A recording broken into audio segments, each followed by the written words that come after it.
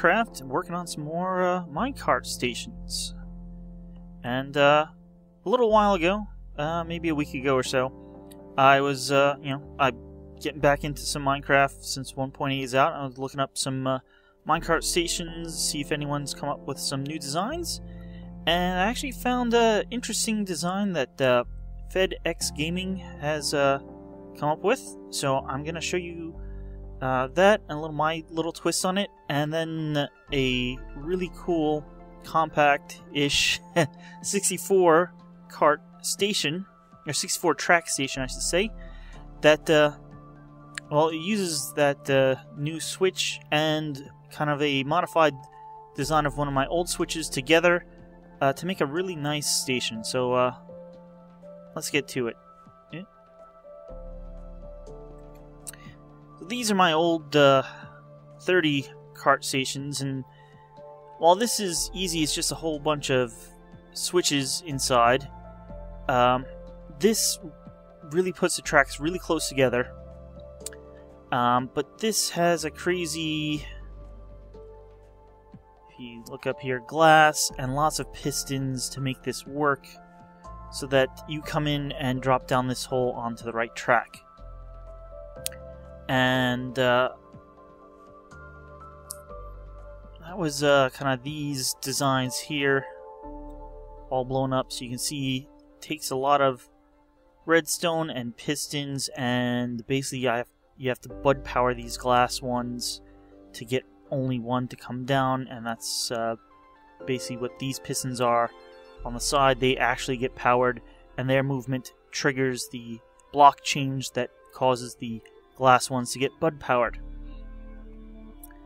I forget which one of these is the original. Oh, this is the initial version that I came up with off of an old video that I saw. And this is the improved one. I think it takes out one set of pistons, but you still have like 5 pistons per track. So yeah, that's a lot. This is my initial attempt to sort of copy what FedX Gaming had come up with. This is using one of my push button selectors instead of his design, and what we're left with is only 4 pistons per track and very simple redstone.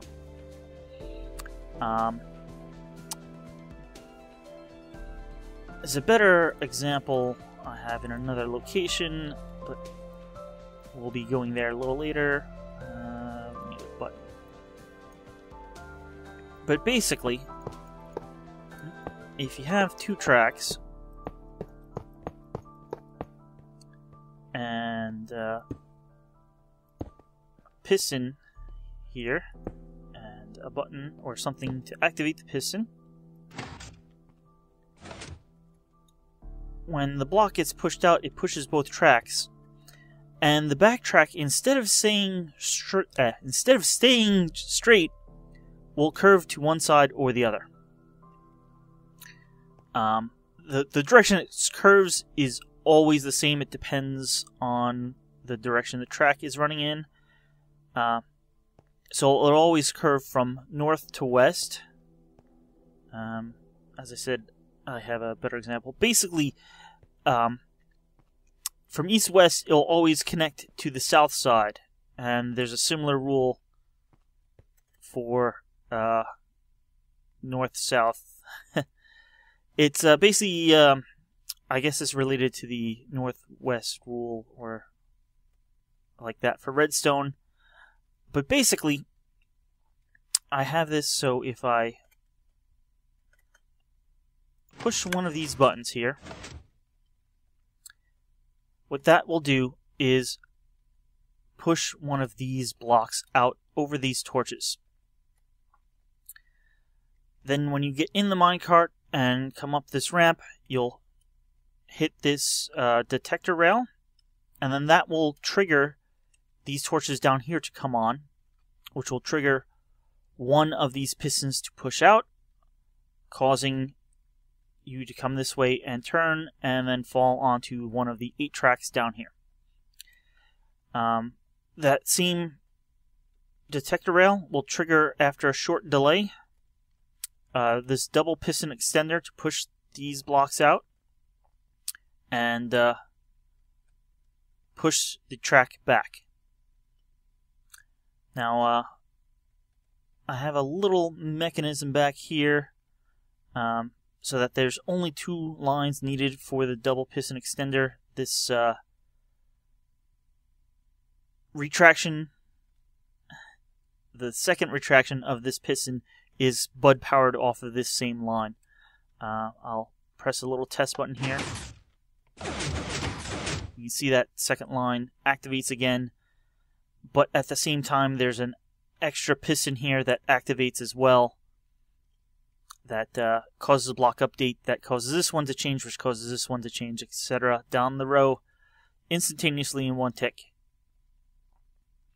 So let's get a minecart, and I'll just put it on here and then break it, and you can see what happens. That changes, and then a few seconds later everything gets pushed back. So let's take it for a ride.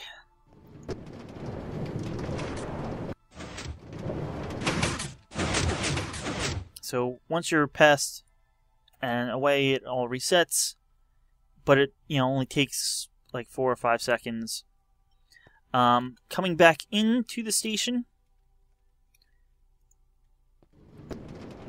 you just fall on this track and arrive back here, and you can have any type of station here, just a button with a powered rail, or you can do some of the fancy kind of auto minecart collectors like this. So you get in and then it'll automatically collect the minecart and get it ready for reuse by the next person. The only problem with this design is, like, if you're building it, no matter if the buttons are, facing west or facing east, the rail up has to be on the south side. And similarly, if you have the buttons, facing north or facing south, the rail always has to be on the same side. I'm not sure if it's east or west. I did not play with it rotated in that direction, but because of this directionality, that's the way it has to work. It's not that big. I mean, it's not that big of a deal, because you can just flip this around to here and then flip these reset. So on this side, so it's fine. You just have to mirror the build instead of rotating it. Now I took that was my first attempt, and I have 2 more kind of versions over here. The biggest change is I've made the reset a lot smaller. We have a hopper dropper here that acts as a edge detector, a falling edge detector, and so the reset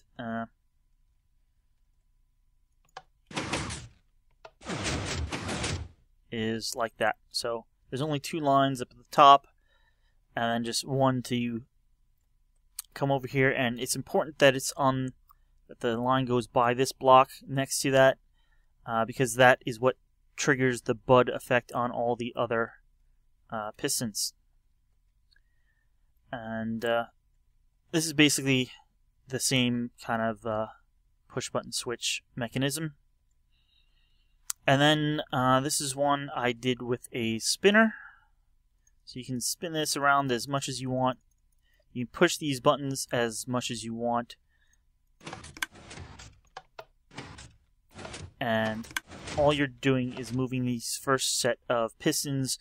These won't come out and push the track until your cart goes over this detector rail, and with this first button pressed, there's still plenty of time for the piston to come out before you get around the corner. Yeah, so the spinner is the same thing. Mostly the same thing. Instead of these coming out horizontally, I now have them coming down. I probably could have had them coming out horizontally, but I did not want to risk the updates of these redstone wires causing the piston to activate, so I've just moved it up here. And I just have this wire going up now instead of down and under. But it basically works the same way. We're on green right now. And you just get in and head off to wherever you want to go. So this is an interesting station. It's got the outputs, and inbound tracks actually, all in a row, and it's not that big or complex. At least not compared to this thing here, which is a 15-track version of this. This is a lot more complex, and you don't have to go through glass. So I did last time show around the spawn area of our new server. Things are going well, except we have tried to build an Iron Titan and 3 attempts to get all the doors placed, and things haven't actually worked out that well. It kind of spawns, well, okay initially, but not as fast as it should. So we're trying to figure out what's going on there. In the meantime, people have asked me to plan for a minecart station near our spawn. And I kind of liked this design, but it's way too tall. It does get you through the whole switches pretty quickly. You just go down here, and then you fall down until you come, to a track. You can see there's holes. You fall, but then, oh, the track is sloped, and you land here and head out on your way. But like I said, it's 64 tracks, but it's a little tall to build.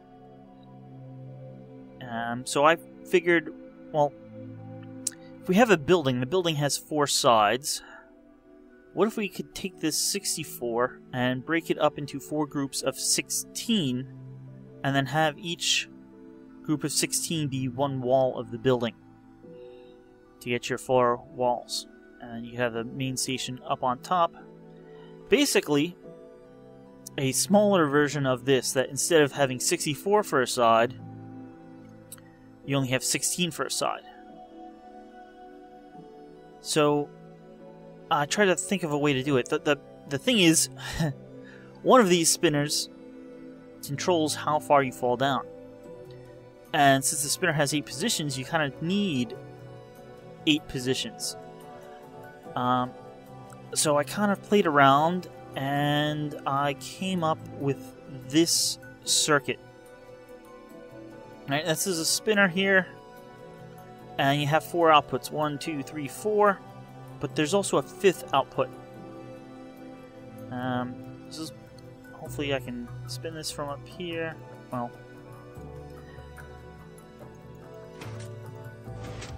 so we're on 1, we go 2, we go 3, we go 4. But if we go 1 more, we're back to 1, and you saw that piston move. We have an output here as well. So this is basically telling us if we're in the 1 to 4 range or the 5 to 8 range, and then this gives us a 1 to 4 output. So using a circuit like this and a construction like this, we have 4 drops here, each with 4 tracks. And the idea here is that we'd have something like this.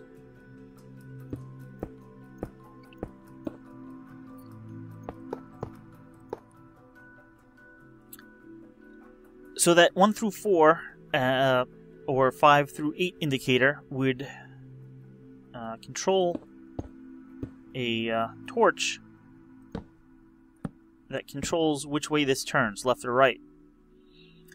And then we'd use the the numerical or analog output to control which of these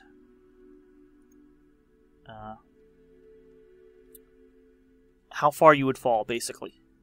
So if I got a little furnace here. I don't have a stack of blocks, but let's if I put 16 blocks in there, you can see it. Both of these retract, but this doesn't. I think it may be 12 for. So with just 8, these moved back, but the top one is still exposed. So you can see, by changing the power level here, we can change how far you fall down. And so, with it on power level 1, you'd come out here. On 2, you'd come out here. 3, 4. But when you go back to 5, or when you go to 5, this would flip, and it would go back to outputting an analog level of 1 here. So, well, you would come out on this level, but now instead of on this column, you'll be over on this column. And then with 4 of these as the size of a building, this becomes, there'd be another spinner that selects, group 1, group 2, 3, 4, 5, 6, 7, 8. And that's basically, well, this is basically what I was just describing, except the spinner and the selecting of the individual groups aren't in here yet, but here's the spinner and that circuit from over there, all wired up. So, as I spin this around, see everything changes. These torches are on, and we are going to land on the top here. If I change this, you can see now the top has a hole. I'm going to land on the second level. Again, the third level. Now the third level is open, so you'll fall all the way down to the ground level, which is always has the ramp there to catch you. But now if I turn it one more time, all of these will close up again, but these torches will turn off. So the torches are off, all the holes closed up, and again if I spin it again, it'll repeat open,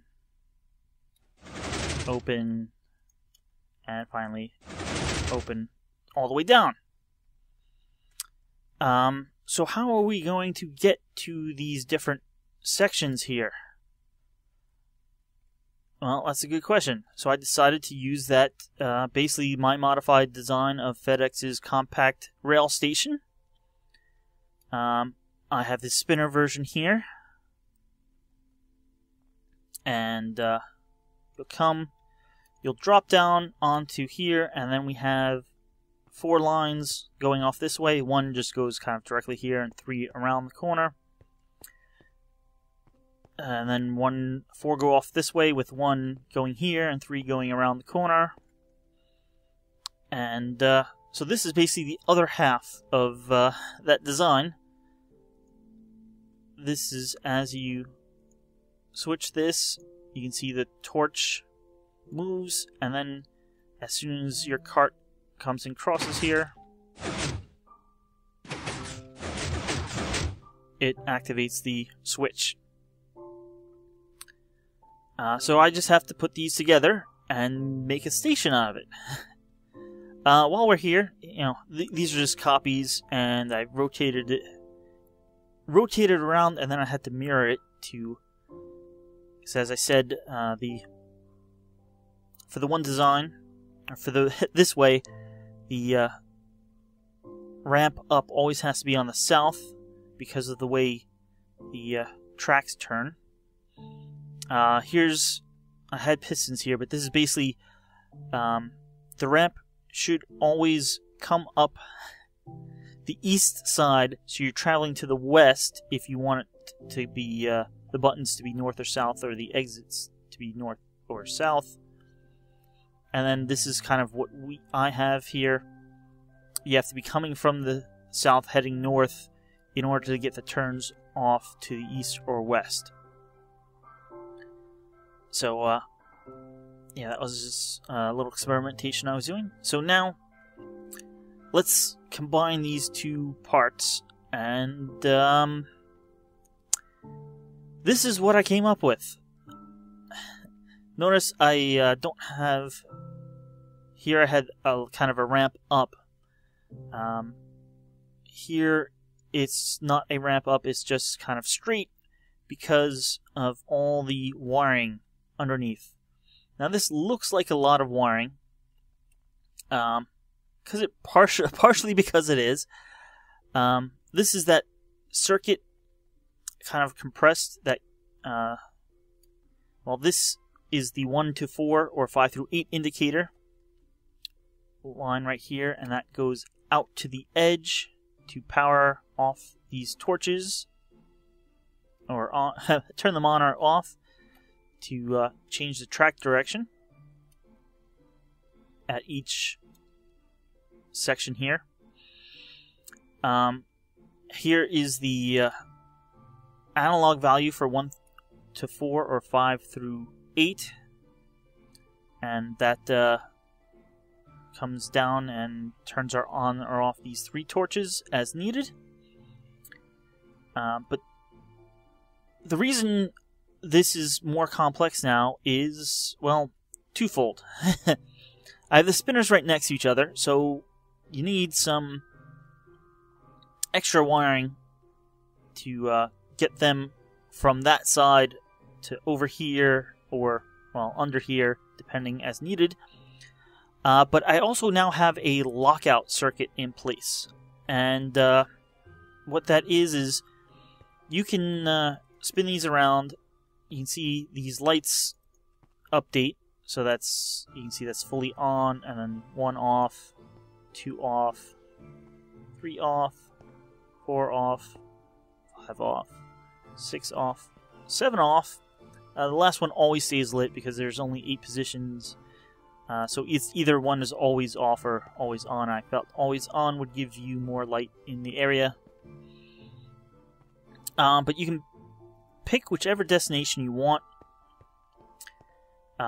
You then step on here to get a cart, and you hear a lot of stuff go. At this point, it takes a reading of what those are pointing at, and then locks it in place. So you can spin either of those as much as you want. I can get in the cart, and I can head out, and you can spin them, and for the next 10 seconds, nothing will happen.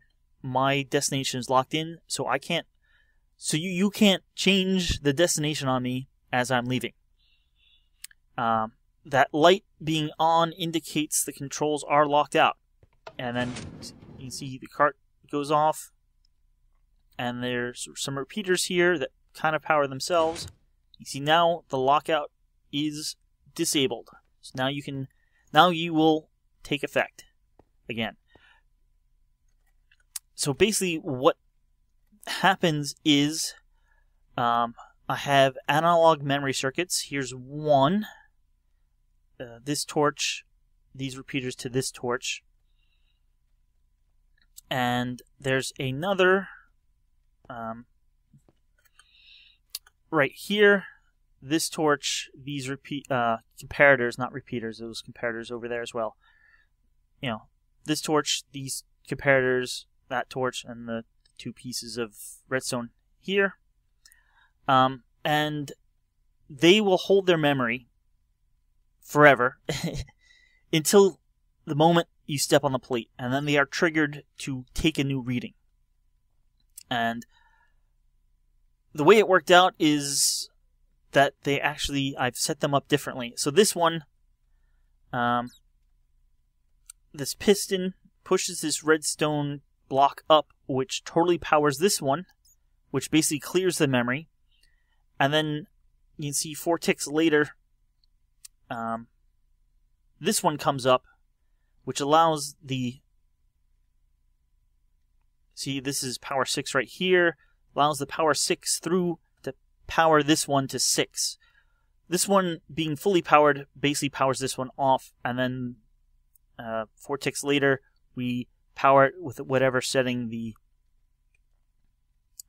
spinner is at, and this line only gets a 2-tick pulse the first time you step on the plate, and then as it's held down, you won't get another pulse until these repeaters or comparators, they're comparators, cycle through and power down to 0.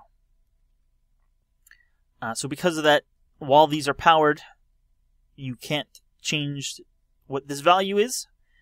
And if you step off the plate and step back on, while the light is on, they just get repowered and will just hold that much longer. That's the way that one is reset. This one, it's actually totally arranged differently. But it basically gets reset similarly. If I could only... Okay. This one gets reset by turning out this torch. And this is probably the slightly more efficient way of doing it. But I believe in this case I'd have to power out this torch, and getting a line in here was going to be problematic. That's why I did it the way I did. But powering off this torch makes this go to 0 and that go to full power.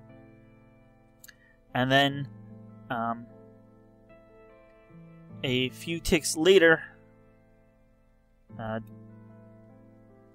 due to this repeater here, this torch will come on, which powers this piston, which pushes this block over in front of this comparator, which takes the reading of the spinner, and then puts that power level in here in the memory cell. And then this just reads the memory cell here. On this side, we're putting the value in here, and we're actually reading it out of here, so we have a subtraction method that basically gets us back to... Because this will be 1 through 8, so this will be 7 through 15, and then we subtract that back using this on subtraction and the value of the items in the hopper to get this back into the 1 through 7 range. It's just inverted, so instead of starting here and going up, it starts here and comes this way, basically. No big difference.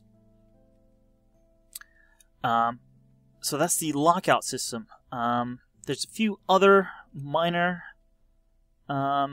additions. We got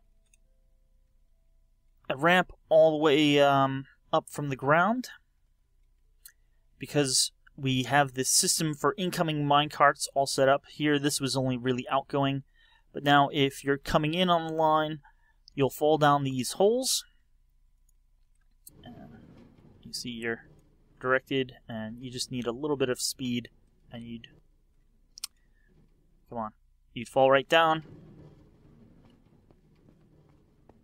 and you'll get all the way up. In fact, I have it set up so empty minecarts will go all the way up. So you fall down, and you'll land on this ramp here, and even in the bottom, you can have it set up like this, and you land on the ramp. And, well, let me just demonstrate.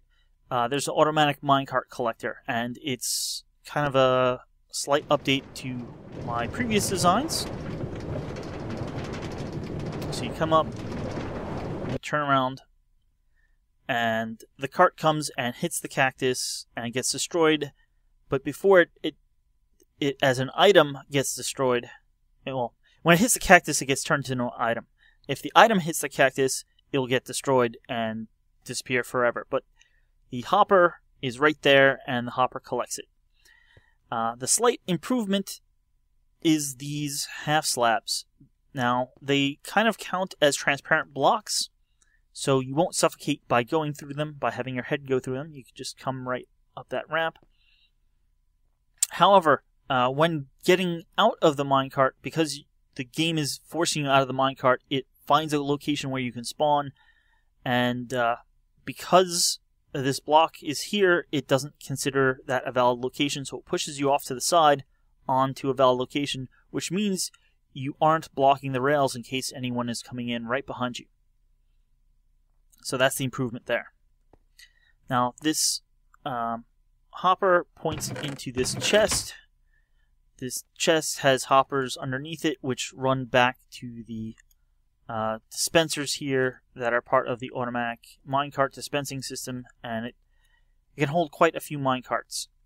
And you can just, as I showed before, step on here and get in the cart. The block pops up behind the cart to give you a backer,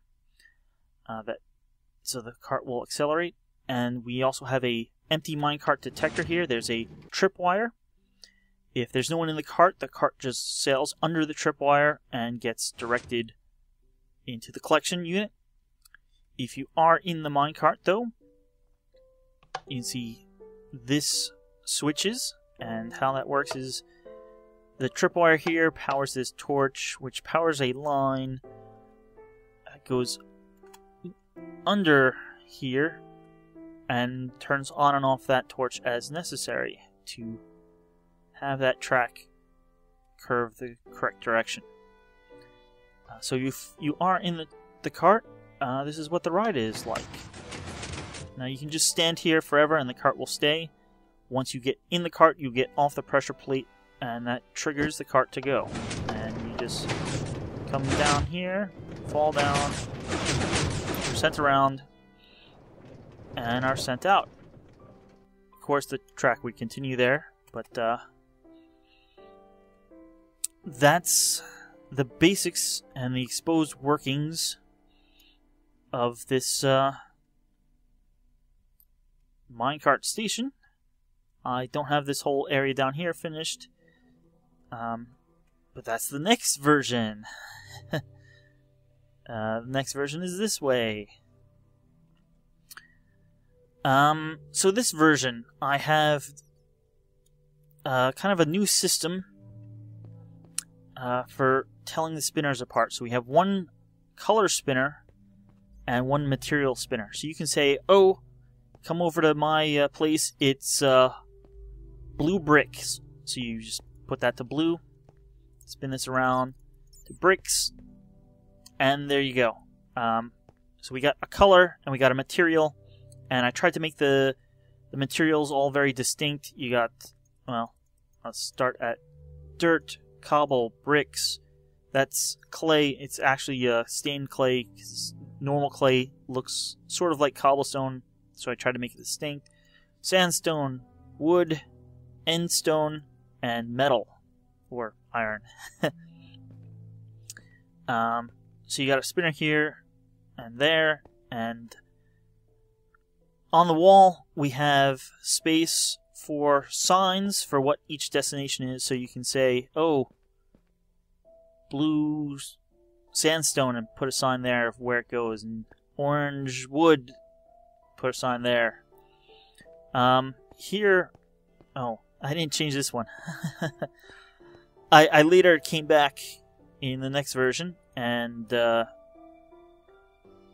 changed what some of the materials are. I originally had wool, but that kind of looked too close, so I changed it to endstone. Again, over here is the other half for the other four materials. Oh, and I originally had smooth stone, but I later decided to change that to bricks,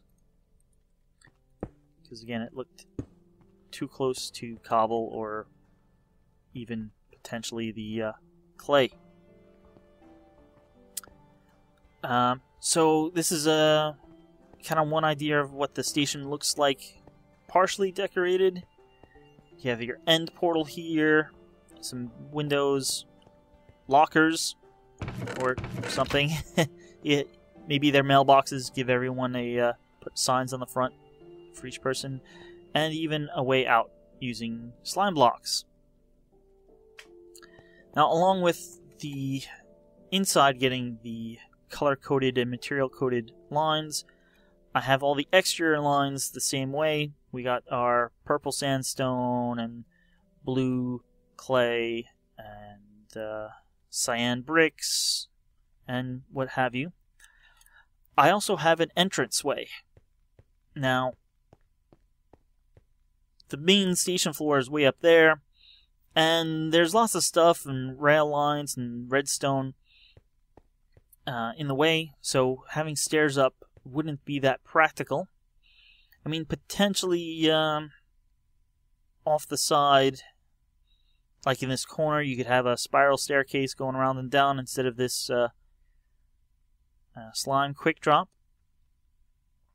But I decided, since there's lots of minecarts already, we'll have another track to get up. So you just stand on this pressure plate, minecart is dispensed, get in, and you're just shot up as if you were coming into the station, and you appear up here as you normally would. The thing is, there's no carts ever coming down to here, and no collection method. So how do you keep this from running out of carts? Well, I have a little hopper minecart here, and there's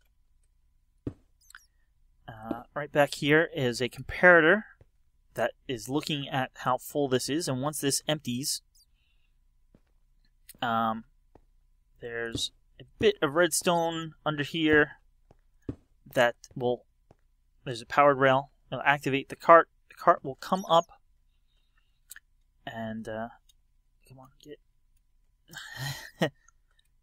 there we go. Cart will come over here and up this kind of spiral-ish track, and this is the dispenser that has all the carts, or dropper. There's a dropper with a dispenser above it, but the carts are stored there. So that hopper minecart will come up and we'll grab 2 or 3 carts as it comes past, and then bounces back again, and then comes all the way down. And there's 2 hoppers here that it passes over, and it'll empty out and fill up this dispenser. So let's see that happen. I'll just fire these carts off empty, and then after this one, you'll watch the cart go up. So as soon as I get off, it also goes up, and up, and then it will come back down. And we now have 3 carts in here. So that will keep this all stocked up with carts all the time for any people coming in, and even the empty carts that get used up here, you know, they just come up and come up here, full or empty, and will get added back into the system. So you don't lose any carts. And that's about all the features. And here we go. Fully decorated. Not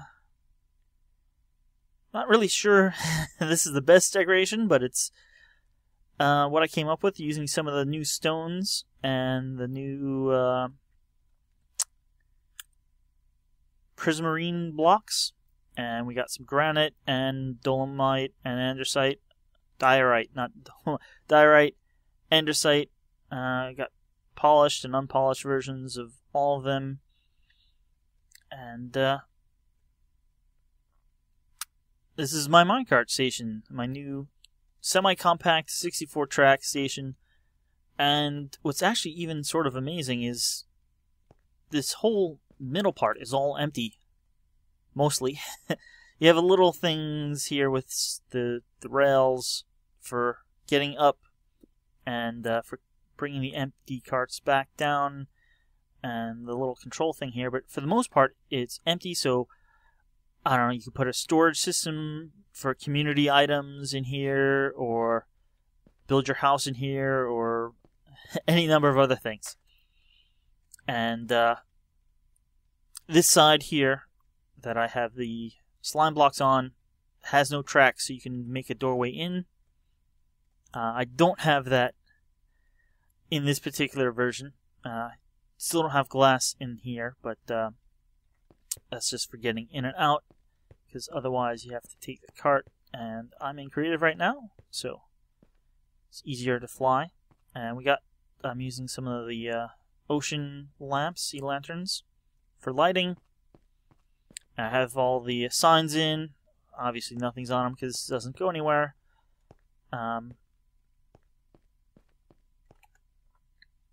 But if you wanted, put a door here to get onto the inside, or into the inside I should say. And this is my new rail station design. I'm going to have a save for this down on the comments, or description I should say. And thanks for watching, and I'll see you guys next time.